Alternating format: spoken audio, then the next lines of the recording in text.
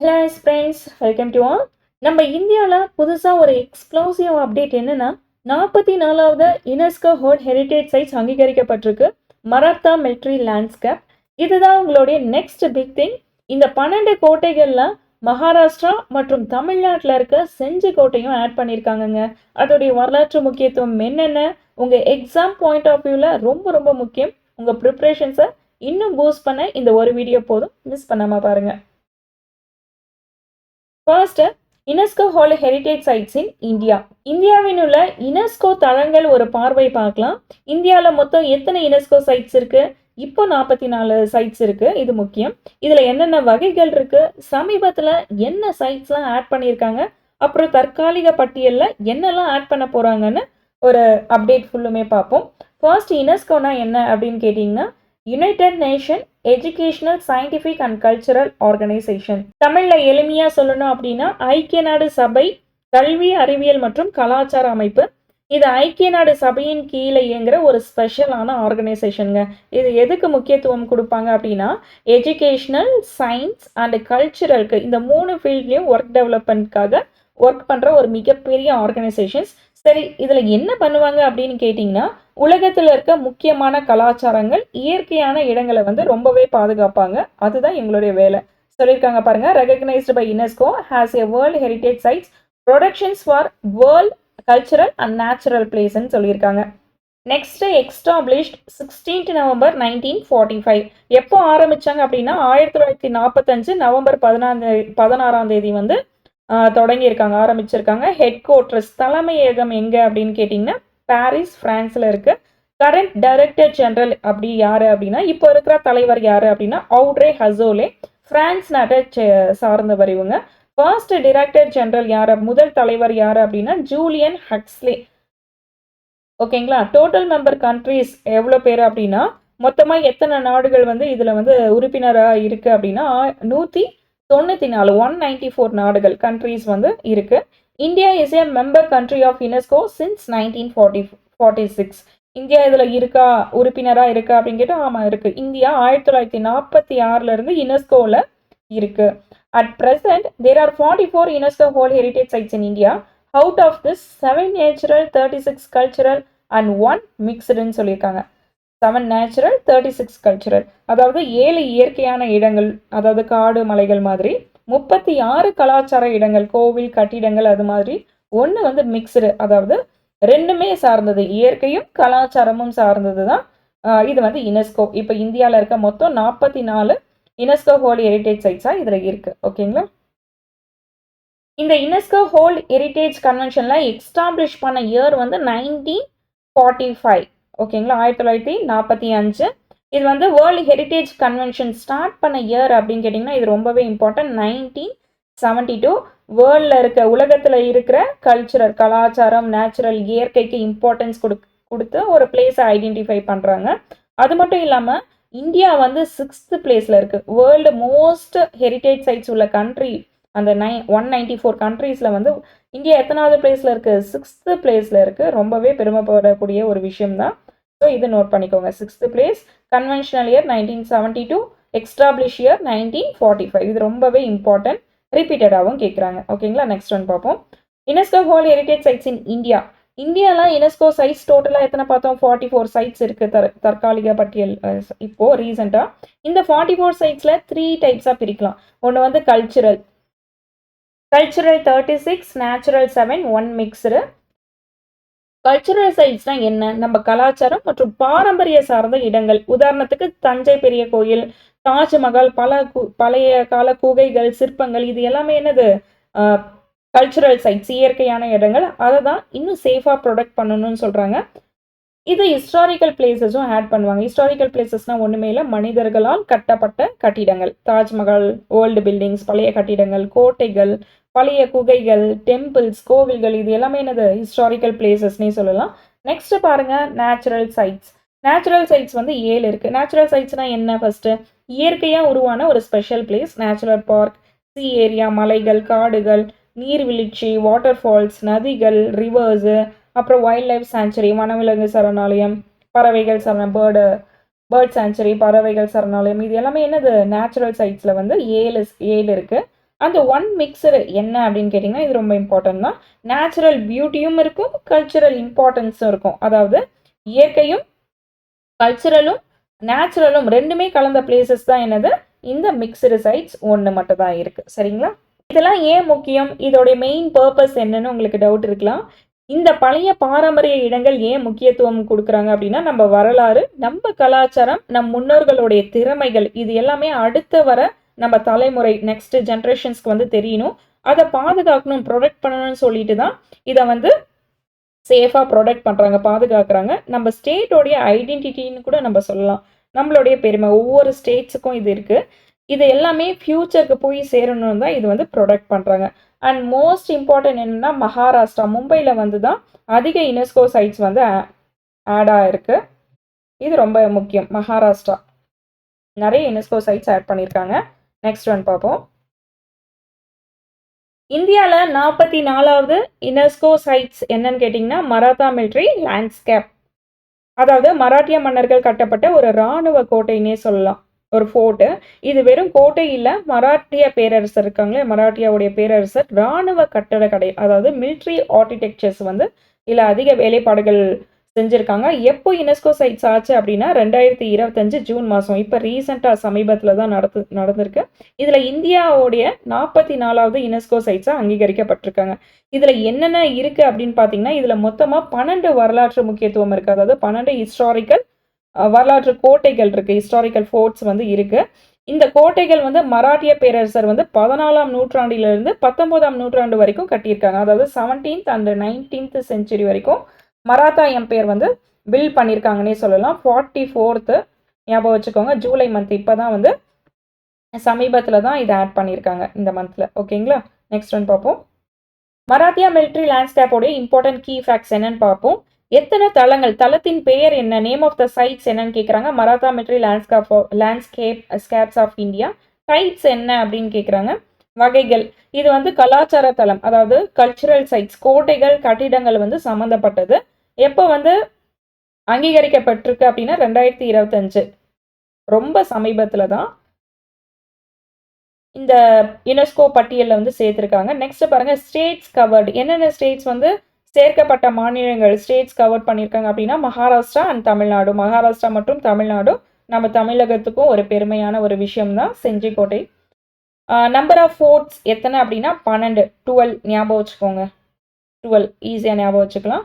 அறிவிக்கப்பட்டது எங்கே அப்படின்னா அனௌன்ஸ்டு எங்கே பண்ணாங்க அப்படின்னா 47th sections of world heritage committee பாரிஸில் தான் இது நடந்திருக்கு. ஓகேங்களா? தளம் பெயர் அதே தமிழில் கொடுத்துருக்கேன். தளம் பெயர் Maratha military landscape of India. வகைகள் வந்து கலாச்சார தளம், கல்ச்சுரல் சைட்ஸ், கோட்டைகள் சம்மந்தப்பட்டது. யுனெஸ்கோ பட்டியலில் சேர்க்கப்பட்டது 2025. மகாராஷ்டிரா மற்றும் தமிழ்நாடு. அப்புறம் கோட்டைகளின் எண்ணிக்கை 12, அறிவிக்கப்பட்டது 44வது யுனெஸ்கோ வேர்ல்டு ஹெரிட்டேஜ் குழுவில் அந்த கமிட்டியில் வந்து பாரிஸ் பிரான்ஸில் வந்து இது நடந்திருக்கு. சரிங்களா? அனௌன்ஸ் பண்ணியிருக்காங்க. நெக்ஸ்ட் ஒன், சிக்னிஃபிகன்ஸ், முக்கியத்துவம் என்னன்னு பார்ப்போம்.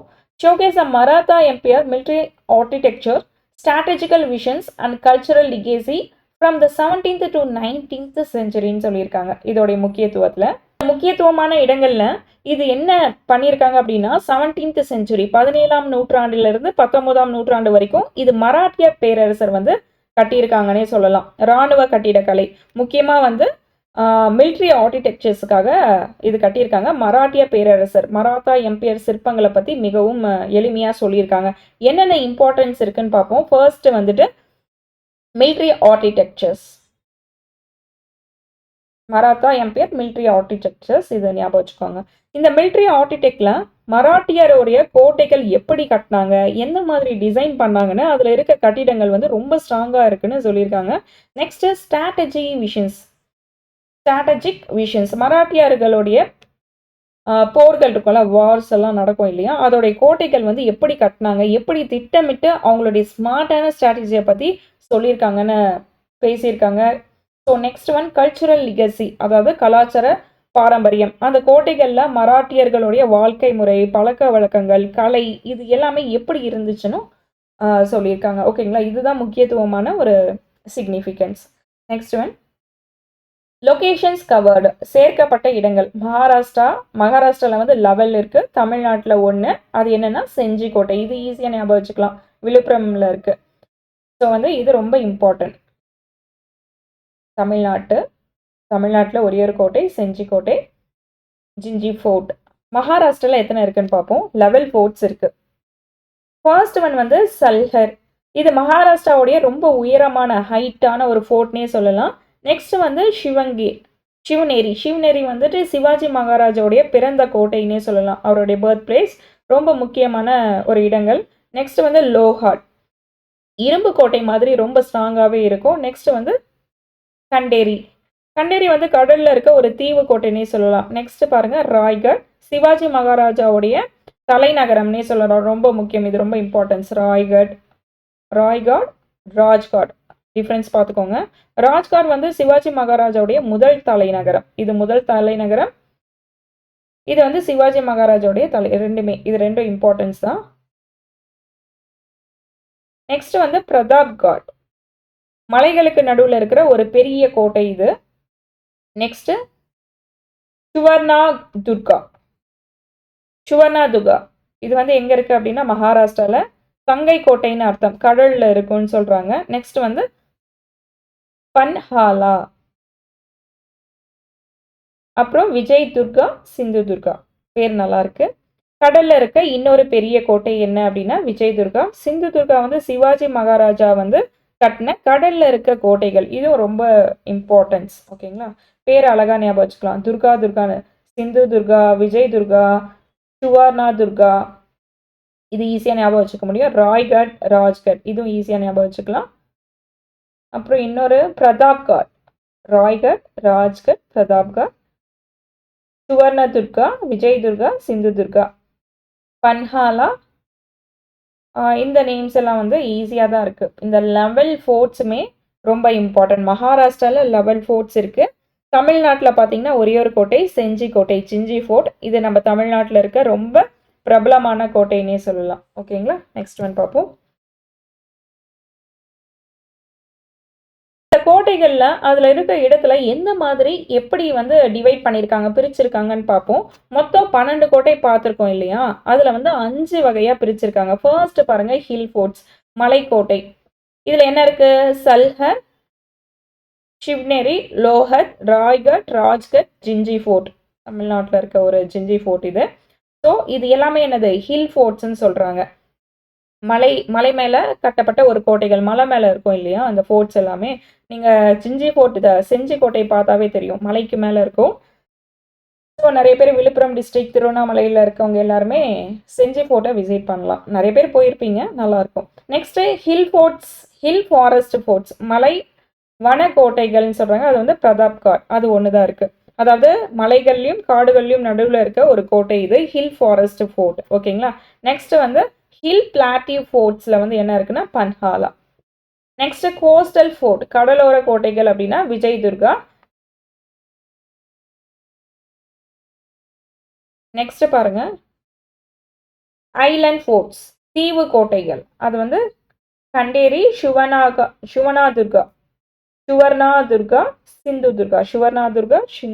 சிந்து துர்கா.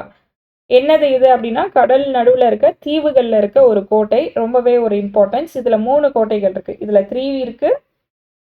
தீவு கோட்டையில் 3, ஹில் ஃபோர்ட்ஸில் வந்து 6 இருக்கு. ஓகேங்களா, ஹில் பிளாட்டிவ் ஃபோர்ட்ஸில் 1, ஹில் ஃபாரஸ்டில் 1 அண்ட் கோஸ்டல் ஃபோர்ட்ஸில் 1 விஜய் துர்கா. தீவு கோட்டையில் வந்துட்டு ஐலண்ட் ஃபோர்ட்ஸில் வந்து சுவர்ணா துர்கா, சிந்து துர்கா. ரொம்ப இம்பார்ட்டன்ஸ், ஒன்ஸ் வந்து ரீட் பண்ணிக்கோங்க. கிளாசிஃபிகேஷன்ஸ் பை டெரைன் இதே தான், அப்படியே இங்கிலீஷில் கொடுத்துருக்கேன். ஹில் ஃபோர்ட்ஸில் வந்து சல்ஹர், சிவன்கீர், லோஹத், ராய்கட், ராஜ்கட், ஜிஞ்சி ஃபோர்ட். ஹில் ஃபோர்ட்ஸில் வந்து பிரதாப்காட், ஹில் பிளாட்டி ஃபோர்ட்ஸில் Panhala, coastal forts Vijaydurg and island ஃபோர்ட்ஸில் Khanderi, Suvarnadurg and Sindhudurg. இப்போ வந்து நெக்ஸ்ட் எம்சிக்யூஸ் பார்த்துடலாம்.